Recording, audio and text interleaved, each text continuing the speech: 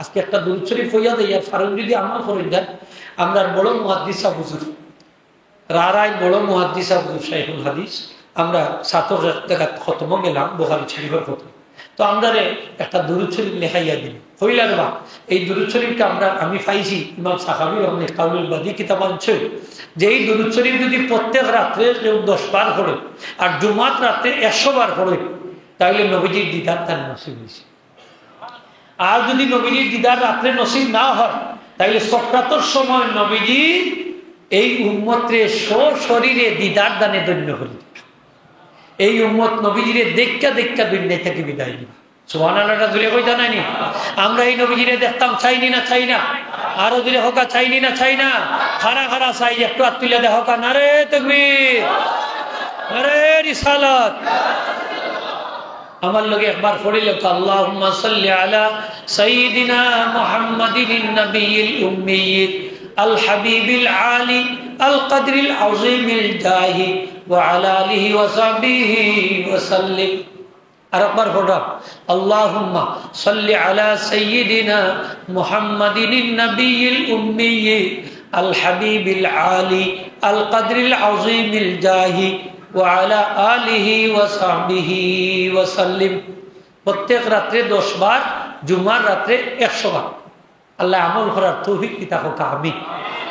সকালে 10 বার, বিকালে 10 বার যদি দুরূদ শরীফ পড়ই, নবীজি ফরমায়েন কিয়ামতের দিন এই উম্মত আমি নবীর শাফাত লাভে ধন্য হইছি। আরো একটা দুরূদ শরীফ হইয়া যায়, কারণ যদি পড়ন যান ফাদলুস সালাত আলা নবী সাল্লাল্লাহু আলাইহি ওয়াসাল্লাম কিতাব আনছে, এই দুরূদ শরীফ খান যদি আপনি একবার পড়েন, নবীজি ফরমায়েন আমি নবীর শাফাত সেই উম্মতের লাগি ওয়াজিব হইছি। কয়বার পড়লে? একবার। সুবহানাল্লাহ জুড়ে হোক। নবীজির শাফাত আমরার দরকার আছে নি না নাই? আছে বাবা। ইফর আমার লগে একবার পড়ুকা, রেওয়ায়ত 2 লেখা নাইছে, আমি দুইটা হইয়া দিয়া সহজ আছে। আল্লাহুম্মা সাল্লি আলা সাইয়্যিদিনা মুহাম্মাদিন, আল্লাহুম্মা সাল্লি আলা সাইয়্যিদিনা মুহাম্মাদিন ওয়া আনজিলহুল মাকআদাল মুকাররাব মিনকা ইয়াউমাল কিয়ামা। ও শেষ, ওয়া আনজিলহুল মাকআদাল মুকাররাব মিনকা ইয়াউমাল কিয়ামা।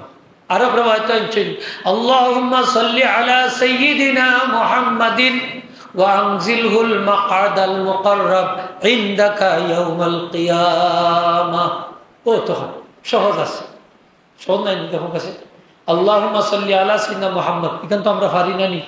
এর বাদে কইবা ওয়া আনজিলহুল মাকআদাল মুকাররাব ইনদাকা ইয়াউমাল কিয়ামা অথবা মিনকা ইয়াউমাল কিয়ামা।